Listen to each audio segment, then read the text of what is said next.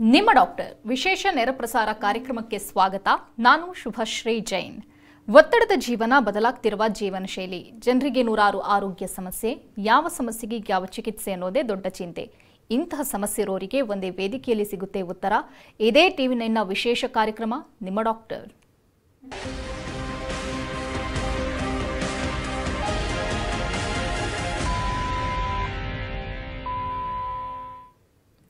Disc ಸವೆತದಿಂದ ಕುತ್ತಿಗೆ ನೋವು ಅಥವಾ ಬೆನ್ನು ನೋವು ಕಾಣಿಸಿಕೊಂಡ್ರೆ ತುಂಬಾ ಕಷ್ಟಪಡಬೇಕು. ಈ ನೋವಿನಿಂದ ಉತ್ಸಾಹ ಕುಗ್ಗುತ್ತೆ, ಅಲ್ಲದೆ ಈ ನೋವು ಬೆಡ್ ರೆಸ್ಟ್ ತೆಗೆದುಕೊಳ್ಳುವಂತೆ ಮಾಡುತ್ತೆ. ಅಷ್ಟಕ್ಕೂ ಈ ಕುತ್ತಿಗೆ ನೋವು ಹಾಗೆ ಬೆನ್ನು ನೋವು ಕಾಣಿಸಿಕೊಳ್ಳಲು ಕಾರಣಗಳು ಹಲವಾರಿವೆ.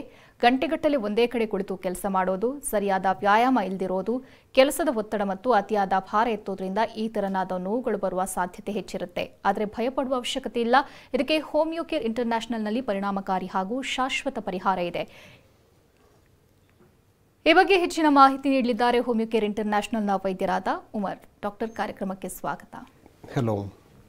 ಇನ್ನು ವೀಕ್ಷಕರೇ, ಟಿವಿ ಸ್ಕ್ರೀನ್ನಲ್ಲಿರುವಂತಹ ಸಂಖ್ಯೆಗೆ ಕರೆ ಮಾಡೋ ಮೂಲಕ ತಾವು ಡಾಕ್ಟರ್ ಜೊತೆ ನೇರವಾಗಿ ಮಾತನಾಡಬಹುದು. First of all doctor, disc problem ಅಂದರೆ ಏನು, ಜೊತೆಗೆ ಯಾವೆಲ್ಲ ಭಾಗದಲ್ಲಿ ಇದು ಕಾಣಿಸ್ಕೊಳ್ಳುತ್ತೆ? ನೋಡಿ, ಈ ಡಿಸ್ಕ್ ಸಮಸ್ಯೆ ಅಂತ ಹೇಳಿದಾಗ ಸಾಮಾನ್ಯವಾಗಿ ಈ ಒಂದು ಡಿಸ್ಕ್ ನಾವು ನೋಡುವಂಥದ್ದು ನಮ್ಮ ಸ್ಪೈನಲ್ ಕಾರ್ಡಲ್ಲಿ, ಅಂದರೆ ನಮ್ಮ ಬೆನ್ನು ಮೂಳೆ ಏನಿದೆಯೋ ಇದು ನಾವು ಕುತ್ತಿಗೆಯಿಂದ ಹಿಡಿದು ನಮ್ಮ ಲೋವರ್ ಬ್ಯಾಕ್ವರೆಗೂ ಸ್ಪೈನಲ್ ಕಾರ್ಡ್ ಅಂತ ಹೇಳ್ತೀರಿ. ಈ ಒಂದು ಸ್ಪೈನಲ್ ಕಾರ್ಡ್ 33 ಫ್ಲ್ಯಾಟ್ ಬೋನ್ಸ್ಲಿಂದ ಫಾರ್ಮ್ ಆಗುವಂಥದ್ದು. ಸೊ ಈ ಎರಡು ಮೂಳೆ ಮಧ್ಯ ಒಂದು ಸ್ಪೇಸ್ ಕ್ರಿಯೇಟ್ ಆಗುತ್ತೆ. ಇದಕ್ಕೆ ನಾವು ಇಂಟರ್ವರ್ಟಿಬ್ರಲ್ ಸ್ಪೇಸ್ ಅಂತ ಹೇಳ್ತೀರಿ. ಸೊ ಈ ಸ್ಪೇಸಲ್ಲಿ ಒಂದು ಕುಷ್ನಿಂಗ್ ಮಟೀರಿಯಲ್ ಇರುತ್ತೆ. ಸೊ ಇದಕ್ಕೆ ನಾವು ಡಿಸ್ಕ್ ಅಂತ ಹೇಳ್ತೀರಿ. ಸೊ ಈ ಡಿಸ್ಕ್ ಒಂದು ಕುಷ್ನಿಂಗ್ ಮಟೀರಿಯಲ್ ಇರೋದ್ರಿಂದ ನಾವು ಯಾವುದೇ ಥರದ ಒಂದು ಮೂವ್ಮೆಂಟ್ ಮಾಡಬೇಕಾದಾಗ, ಈಗ ಕುತ್ತಿಗೆಯ ಭಾಗದಲ್ಲಿರಬಹುದು, ಸೊಂಟದ ಭಾಗದಲ್ಲಿರಬಹುದು, ಯಾವುದೇ ಒಂದು ಮೂವ್ಮೆಂಟ್ ಮಾಡೋದು, ನಡೆಯೋದು, ಇವೆಲ್ಲ ಆಗೋದಕ್ಕೆ ಈ ಒಂದು ಡಿಸ್ಕ್, ಈ ಒಂದು ಕುಷ್ನಿಂಗ್ ಮಟೀರಿಯಲ್ ಏನಿದೆಯೋ ಇದು ತುಂಬ ಇಂಪಾರ್ಟೆಂಟ್. ಈ ಎರಡು ಮೂಳೆ ಮಧ್ಯ ಫ್ರಿಕ್ಷನ್ ಬರ್ದಿರ್ದಂಗೆ ನೋಡ್ಕೊಳ್ಳುವಂಥ ಕೆಲಸ ಈ ಒಂದು ಡಿಸ್ಕ್ ಮಾಡ್ತಾ ಹೋಗುತ್ತೆ.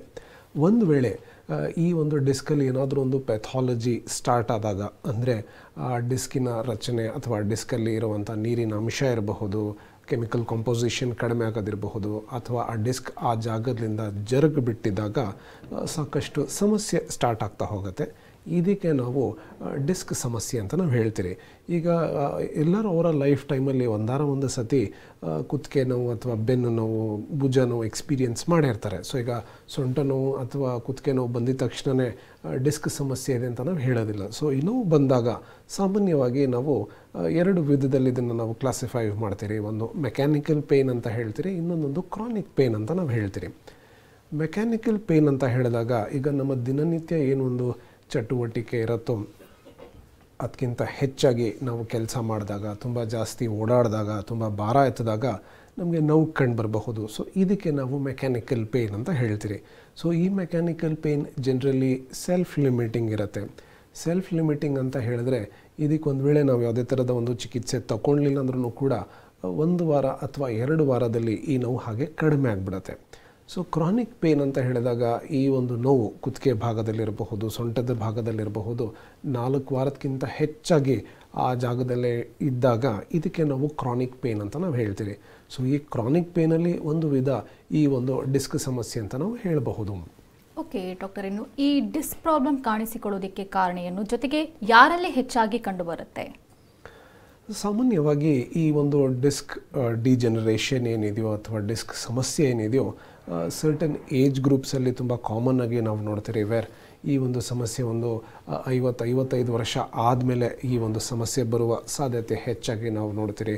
ವೇರ್ ಸರ್ಟನ್ ಆಕ್ಯುಪೇಷನ್ಸಲ್ಲೂ ಕೂಡ ಈ ಒಂದು ತುಂಬ ಕಾಮನ್ ಆಗಿ ನಾವು ನೋಡಬಹುದು. ವೇರ್ ಒಂದೇ ಕಡೆ ಕೂತಿ ತುಂಬ ಹೊತ್ತು ಕೆಲಸ ಮಾಡ್ತಾ ಇರೋದಿರಬಹುದು, ಲ್ಯಾಕ್ ಆಫ್ ಎಕ್ಸಸೈಸ್ ಇರಬಹುದು, ಫಿಸಿಕಲ್ ಆ್ಯಕ್ಟಿವಿಟಿ ತುಂಬಾ ಕಡಿಮೆ ಇರೋದಿರಬಹುದು, ಅಥವಾ ನಮ್ಮ ಬಾಡಿ ವೆಯ್ಟ್ ಹೆಚ್ಚಾಗ್ತಾ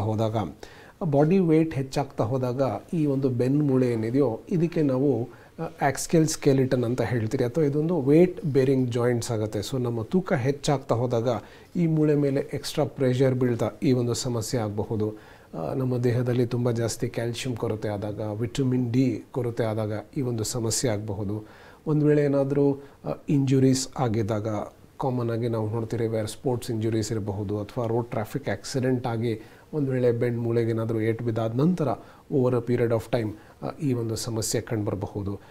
ಸರ್ಟನ್ ಏಜ್ ಗ್ರೂಪ್ಸಲ್ಲಿ ನಾನು ಆಗಲೇ ಹೇಳಿದಂಗೆ ಒಂದು 55 ವರ್ಷ ಆದಮೇಲೆ ಈ ಒಂದು ಸಮಸ್ಯೆ ಬರುವ ಸಾಧ್ಯತೆ ಹೆಚ್ಚಿರುತ್ತೆ. ಬಟ್ ಯಂಗರ್ ಏಜ್ ಗ್ರೂಪ್ಸಲ್ಲೂ ಕೂಡ ಈ ಒಂದು ಸಮಸ್ಯೆ ನಾವು ನೋಡಬಹುದು. Where like lack of exercise ಇರಬಹುದು, ಒಬೆಸಿಟಿ ಇರಬಹುದು. ಈ ಥರ ಇದ್ದಾಗ ಈ ಒಂದು ಸಮಸ್ಯೆ 25-30 ವರ್ಷದಲ್ಲೂ ಕೂಡ ಈ ಒಂದು ಸಮಸ್ಯೆ ಬರುವ ಸಾಧ್ಯತೆ ಹೆಚ್ಚಾಗಿ ನಾವು ನೋಡಬಹುದು. ಓಕೆ ಡಾಕ್ಟರ್, ಒಬ್ರು ಕಾಲರ್ ಇದ್ದಾರೆ, ಮಲ್ಲಿನಾಥ್ ಅಂತ ಬೆಳಗಾವಿಯಿಂದ ಕರೆ ಮಾಡ್ತಾರೆ. ನಮಸ್ತೆ ಮಲ್ಲಿನಾಥ್ ಅವರೇ. ನಮಸ್ತೆ ಮೇಡಮ್. ನಮಸ್ಕಾರ.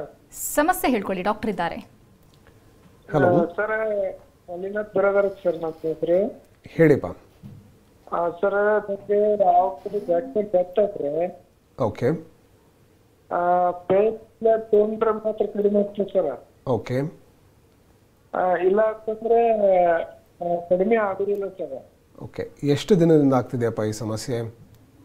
ಸರ್ ಇದು ಅವಾಗ ಹತ್ರ 4-5 ವರ್ಷದಿಂದ ಆಗ್ತಕ್ಕಂತೆ. ಓಕೆ. ಆಮ್ಯಾಗ ಒಂದ್ಸಾರಿ ಪೇನ್ ತೊಂದ್ರೆ ಅಂತಂದ್ರೆ ಒಂದು ಮಠ ಮಾತ್ರ ಬರೋದಿಲ್ಲ ಸರ್. ಓಕೆ. ಜಾಸ್ತಿ ಕಮ್ಮಿ ಆದ್ರೆ 2 ತಿಂಗಳಾಗ ಹೋಗ್ಬೋದು. ಇದಾಗುತ್ತೆ ಸರ್. ಆ ನಡಕ್ ಒಂದೊಂದ್ಸರಿ ಯಾವ್ದಾರ ಒಂದೊಂದ್ಸರಿ ತಪ್ಪಾಗಿದೆ ಸರ್. ಸರಿ, ತಮ್ಮ ವಯಸ್ಸು ಎಷ್ಟಪ್ಪ? 30 ಸರ್. ಓಕೆ ನೋಡಿಪ್ಪ, ಈಗ ಈ ಒಂದು ಸಮಸ್ಯೆ ನಿಮಗೆ 3-4 ವರ್ಷದಿಂದ ಇದೆ ಅಂತ ಹೇಳ್ತಿದ್ದೀರಾ. ನೋವು ಮಾತ್ರೆ ತೊಗೊಂಡ್ರೆ ಮಾತ್ರ ನೋವು ಕಡಿಮೆ ಆಗ್ತಿದೆ ಅಂತ ಹೇಳ್ತಿದ್ದೀರಾ. ನೋಡಿ, ಇದಕ್ಕೆ ನೀವು ನೋವು ಮಾತ್ರೆ ತೊಗೊಂಡ್ರೆ ನಿಮಗೆ ಡೆಫಿನೆಟ್ಲಿ ನೋವು ಕಡಿಮೆ ಆಗುತ್ತೆ, ಬಟ್ ಮತ್ತೆ ನೋವು ಬರ್ತಾ ಇದೆ. ಸೊ ಈ ನೋವು ಏನಕ್ಕೆ ಬರ್ತಾ ಇದೆ, ಈ ಒಂದು ಕಾರಣ, ಈ ಒಂದನ್ನು ನಾವು ಡಯಾಗ್ನೋಸ್ ಮಾಡಬೇಕಪ್ಪ. ಸೊ ಒಂದು ವೇಳೆ ಈಗ ನಿಮ್ಮ ದೇಹದಲ್ಲಿ ಒಂದು ವೇಳೆ ಏನಾದರೂ ಸಿಂಪಲ್ ಕ್ಯಾಲ್ಶಿಯಂ ಡಿಫಿಷಿಯನ್ಸಿ ಇದ್ದಾಗ, ವಿಟಮಿನ್ ಡಿ ಡಿಫಿಷಿಯನ್ಸಿ ಇದ್ದಾಗಲೂ ಈ ಒಂದು ಸಮಸ್ಯೆ ಆಗಬಹುದು. ಅಥವಾ ನಿಮ್ಮ ಮೂಳೆ ಏನಾದರೂ ವೀಕ್ ಆಗ್ತಾ ಇದ್ದಾಗ, ಮಸಲ್ಸ್ ವೀಕ್ ಇದ್ದಾಗ ಈ ಒಂದು ಸಮಸ್ಯೆ ಆಗಬಹುದು. ಸೊ ಇದಕ್ಕೆ ತಾವು ಸರ್ಟನ್ ಪರೀಕ್ಷೆಗಳನ್ನ ತಾವು ಮಾಡಿಸ್ಬೇಕಾಗತ್ತಪ್ಪ. ಒಂದು ಸಿಂಪಲ್ ಒಂದು ಬೆನ್ನು ಮೂಳೆದ ಒಂದು ಎಕ್ಸ್ರೇ ಬರುತ್ತೆ, ಆ ಎಕ್ಸ್ರೇ ಮಾಡಿಸಿ. ಸೊ ಆ ಎಕ್ಸ್ರೇಲಿ ಏನು ಚೇಂಜಸ್ ಬರುತ್ತೋ ಅದರ ತಕ್ಕಂಗೆ ನಾವು ಔಷಧಿ ಕೊಡಬೇಕಾಗತ್ತೆ. ಸೊ ಈಗ ನಿಮಗೆ ಕ್ಯಾಲ್ಶಿಯಂ ಕಡಿಮೆ ಇದ್ದು ನಿಮಗೆ ನೋವು ಬರ್ತಾ ಇದ್ದರೆ ನಿಮಗೆ ಕ್ಯಾಲ್ಶಿಯಂ ಆಹಾರ ಹೆಚ್ಚಾಗಿ ತೊಗೊಳೋದಿರಬಹುದು. ಅದಕ್ಕೆ ತಕ್ಕಂಗೆ ನಾವು ಕ್ಯಾಲ್ಶಿಯಂ ಮೆಡಿಸಿನ್ಸ್ ಕೊಟ್ಟರೆ ಈ ನೋವು ಕ್ರಮೇಣ ಸರಿ ಹೋಗುತ್ತೆ. ಸೊ ದಯವಿಟ್ಟು ಇದಕ್ಕೆ ತಾವು ಪೇನ್ ಕಿಲ್ಲರ್ಸ್ ತೊಗೊಳಕ್ಕೆ ಹೋಗಬೇಡಿ. ಈ ಒಂದು ಪರೀಕ್ಷೆ ಮಾಡಿಸಿ ಇದಕ್ಕೆ ತಕ್ಕಂಗೆ ಸರ್ಟನ್ ಹೋಮಿಯೋಪತಿ ಚಿಕಿತ್ಸೆ ಇರುತ್ತೆ, ಅದನ್ನು ತಾವು ಮಾಡಿದ್ರೆ ಡೆಫಿನೆಟ್ಲಿ ಹೆಲ್ಪ್ ಆಗುತ್ತಪ್ಪ. ಥ್ಯಾಂಕ್ ಯು ಕರೆ ಮಾಡಿದ್ದಕ್ಕಾಗಿ. ಸುಜಾತ ಬೆಂಗಳೂರಿನಿಂದ ಕರೆ ಮಾಡಿದೆ. ನಮಸ್ತೆ ಸುಜಾತ ಅವರೇ. ನಮಸ್ತೆ. ಡಾಕ್ಟರ್ ಇದ್ದಾರೆ, ಮಾತನಾಡಿ. ನಮಸ್ತೆ. ನಮಸ್ತೆ ಮಾ. ಡಾಕ್ಟರ್, ನನ್ನ ಮಗಳಿಗೆ 34 ವರ್ಷ. ಓಕೆ. ಅವಳು ಅಬ್ರಾಡಲ್ಲಿ ವರ್ಕ್ ಮಾಡ್ತಾ ಇದ್ದಾಳೆ. ಸರಿ. ಅವಳಿಗೆ 2 years ಇಂದ ಸಿಯಾಟಿಕಾ ಇದೆ. ಓಕೆ. ಅದಕ್ಕೆ ಸರ್ಜರಿ ಅಂತ ಅಬ್ರಾಡಲ್ಲಿ ಟೆಸ್ಟ್ ಮಾಡಿಸಿದಾಗ ಸರ್ಜರಿ ಮಾಡಿಸ್ಬೇಕು ಅಂತ ಹೇಳ್ಬಿಟ್ರು. ಓಕೆ. ನಮಗೆ ಭಯ ಆಯಿತು. ಸರಿ, ಅವಳು ಬ್ಯಾಂಗ್ಳೂರ್ ಬಂದಾಗ ಇಲ್ಲಿ ಫಿಸಿಯೋಥೆರಪಿ ಎಲ್ಲ ಮಾಡಿಸಿದ್ವಿ. Okay. So pain killer, physiotherapy, exercise ಎಲ್ಲ ಮಾಡಿದ್ಮೇಲೆ ಸ್ವಲ್ಪ ಪೇನ್ ಕಮ್ಮಿ ಆಯಿತು. ಓಕೆ. ಬಟ್ ಅದಕ್ಕೆ ಬೆಲ್ಟ್ ಹಾಕೊಂಡು ಏನೋ ಸ್ವಲ್ಪ ಹಾಗೆ ಮ್ಯಾನೇಜ್ ಮಾಡ್ತಾ ಇದ್ದಾಳೆ. ಓಕೆ. ಈಗ 2 months ಇಂದ ಕುತ್ತಿಗೆ ನೋವು ಬರ್ತಾ ಇದೆ. ಬಲಗೈನಲ್ಲಿ ಊತ ಬರುತ್ತೆ, ಬಲಗೈ ಶೋಲ್ಡರ್ ಮೇಲೆ. ಓಕೆ. ತುಂಬಾ ನೋವು ಅಂತ ಒದ್ದಾಡ್ತಾಳೆ. ಒಂದೊಂದ್ಸತಿ ಜುಮ್ ಕಟ್ಟತ್ತಂತೆ ಕೈ. ಅದಕ್ಕೆ ಮತ್ತೆ ಅವಳು ಚೆಕ್ ಮಾಡಿಸಿ ಎಕ್ಸ್ರೇ ಮತ್ತೆ MRI ಎಲ್ಲ ಮಾಡಿಸಿದಾಳೆ. ಸರಿ. ಅವ್ರು ಹೇಳ್ತಾ ಇದ್ರೆ ನಿಮ್ಗೆ ಮತ್ತೆ ಇದು ಸರ್ಜರಿ ಮಾಡಬೇಕು ಅಂತ.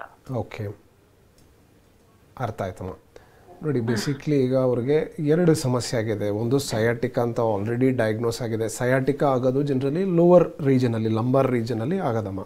ಸೊ ಈಗ ಅದೇ ಥರ ಈಗ ಕುತ್ತಿಗೆ ಭಾಗದಲ್ಲಿ, ನೆಕ್ ರೀಜನಲ್ಲೂ ಕೂಡ ಅವ್ರಿಗೆ ಆಲ್ರೆಡಿ ಈ ಒಂದು ಡಿಸ್ಕ್ ಸಮಸ್ಯೆ ಸ್ಟಾರ್ಟ್ ಆಗ್ತಾ ಇದೆ. ಇದಕ್ಕೆ ನಾವು ಸರ್ವೈಕಲ್ ಸ್ಪಾಂಡಿಲೈಟಿಸ್ ಅಂತ ನಾವು ಹೇಳ್ತೀರಿ. ಸೊ ನೆಕ್ ಬೋನ್ಸ್ ಏನಿರುತ್ತೋ ಆ ಬೋನ್ಸ್ ಮಧ್ಯ ಸ್ಪೇಸ್ ಕಡಿಮೆ ಆಗುತ್ತಮ್ಮ. ಆ ಸ್ಪೇಸ್ ಕಡಿಮೆ ಆಗ್ತಾ ಹೋದಾಗ ಅಲ್ಲಿಂದ ಎಮರ್ಜ್ ಆಗುವಂಥ ನರ್ವ್ಸ್ ಮೇಲೆ ಪ್ರೆಷರ್ ಬೀಳ್ತಾ ಹೋಗುತ್ತೆ. ಸೊ ಆ ಪ್ರೆಷರ್ ಬೀಳ್ತಾ ಹೋದಾಗ ಕೈಯಲ್ಲಿ ಜೋಮ್ ಬಂದಂಗೆ ಆಗೋದು, ಒಂಥರ ಟಿಂಗ್ಲಿಂಗ್ ಸೆನ್ಸೇಷನ್ ಆಗೋದು, ಪೇನ್ಸ್ ತುಂಬ ಸಿವಿಯರ್ ಆಗೋದು, ಇವೆಲ್ಲ ಸಮಸ್ಯೆ ಆಗ್ತಾ ಹೋಗುತ್ತೆ. ಸೊ ಈಗ ಇವ್ರಿಗೆ ಎಲ್ಲ ಈ 2 ರೀಜನಲ್ಲಿ, ಈ ಸ್ಪೈನಲ್ಲಿ ಸರ್ವೈಕಲ್ ಆ್ಯಂಡ್ ಲಂಬಾರ್ ರೀಜನ್ ಎರಡಲ್ಲೂ ಕೂಡ ಇವರಿಗೆ ತೊಂದರೆ ಇದೆ. ಸೊ ಇದಕ್ಕೆ ನಾವು ಹೋಮಿಯೋಪತಿಯಲ್ಲಿ ಸರ್ಟನ್ ಕಾನ್ಸ್ಟಿಟ್ಯೂಷನಲ್ ಥೆರಪಿ ಅಂತ ಹೇಳ್ತೀರಮ್ಮ. ಸೊ ಈ ಕಾನ್ಸ್ಟಿಟ್ಯೂಷನಲ್ ಥೆರಪಿ ತೊಗೊಂಡಾಗ ಈ ಏನು ಒಂದು ಡಿಸ್ಕ್ ಸಮಸ್ಯೆ ಆಗ್ತಿರತ್ತೋ ಅದನ್ನು ರೆಡ್ಯೂಸ್ ಮಾಡೋದಕ್ಕೆ ನಾವು ಮೆಡಿಕೇಷನ್ಸ್ ಕೊಡ್ತೀರಿ.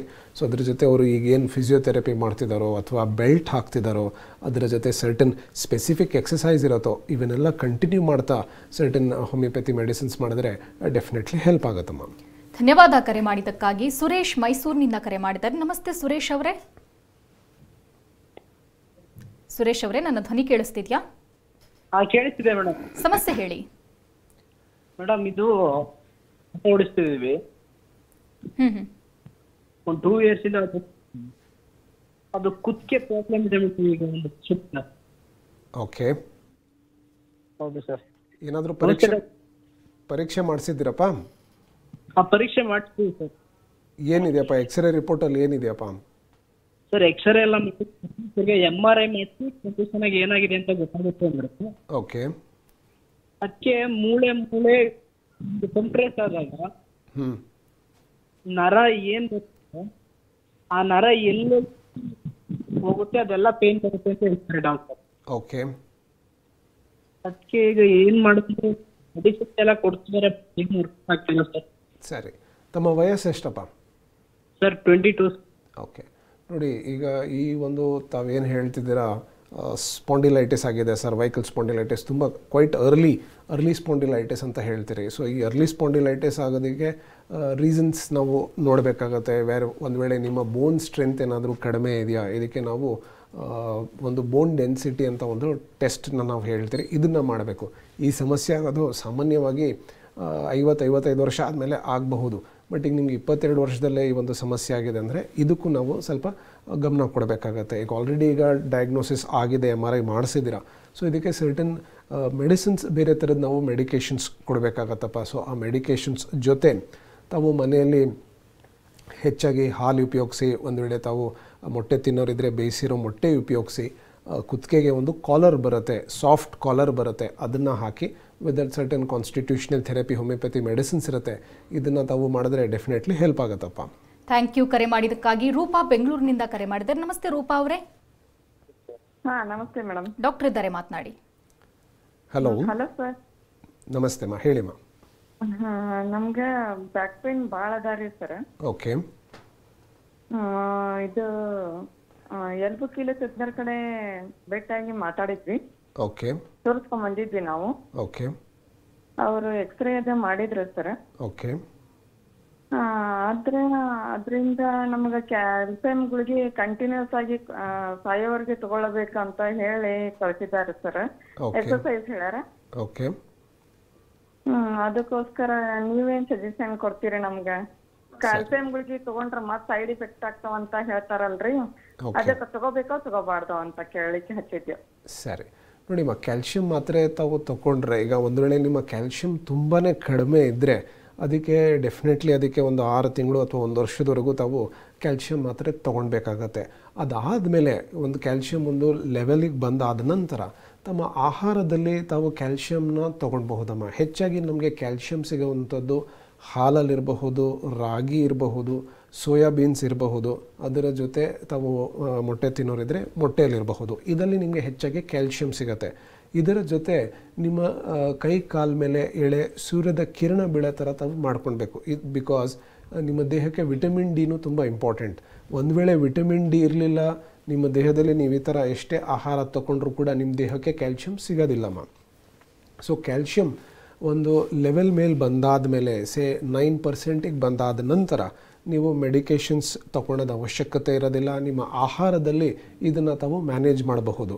ಒಂದು ಸರ್ಟನ್ ಕೇಸಸಲ್ಲಿ ನಾವು ನೋಡ್ತೀರಿ ವೇರ್ ಈ ಥರ ಆಹಾರ ನಾವು ಕೊಡ್ತಾ ಇದ್ದರೂ ಕೂಡ ಕ್ಯಾಲ್ಶಿಯಂ ಅಬ್ಸಾರ್ಪ್ಷನ್ ಹೆಚ್ಚಾಗ್ತಿರೋದಿಲ್ಲ. ಸೊ ಆ ಸಂದರ್ಭದಲ್ಲಿ ನಾವು ಹೆಚ್ಚಾಗಿ ಕ್ಯಾಲ್ಶಿಯಂ ಮಾತ್ರೆ ತೊಗೊಳ್ಬೇಕಾಗತ್ತೆ ಲಾಂಗ್ ಟರ್ಮ್ಗೆ. ಬಟ್ ಅದ್ರ ಜೊತೆ ತಾವು ಹೆಚ್ಚಾಗಿ ನೀರು ಕುಡಿದ್ರೆ ಡೆಫಿನೆಟ್ಲಿ ಏನೂ ತೊಂದರೆ ಆಗೋದಿಲ್ಲ. ಸೊ ಅದಕ್ಕೆ ಎವ್ರಿ 6 months ಒಮ್ಮೆ ನಿಮ್ಮ ಕ್ಯಾಲ್ಶಿಯಂನ ತಾವು ಚೆಕ್ ಮಾಡ್ತಾಯಿರಿ. ಒಂದು ವೇಳೆ ಕ್ಯಾಲ್ಶಿಯಂ ಏನಾದರೂ ಹೆಚ್ಚಾಗ್ತಿದ್ರೆ ಮೆಡಿಸಿನ್ಸ್ನ ತಾವು ಡಿಸ್ಕಂಟಿನ್ಯೂ ಮಾಡೋದು ಒಳ್ಳೆಯದಮ್ಮ. ಥ್ಯಾಂಕ್ ಯು ಕರೆ ಮಾಡಿದ್ದಕ್ಕಾಗಿ. ಸುಧಾಕರ್ ಉಡುಪಿಯಿಂದ ಕರೆ ಮಾಡಿದ್ದಾರೆ. ನಮಸ್ತೆ ಸುಧಾಕರ್ ಅವರೇ.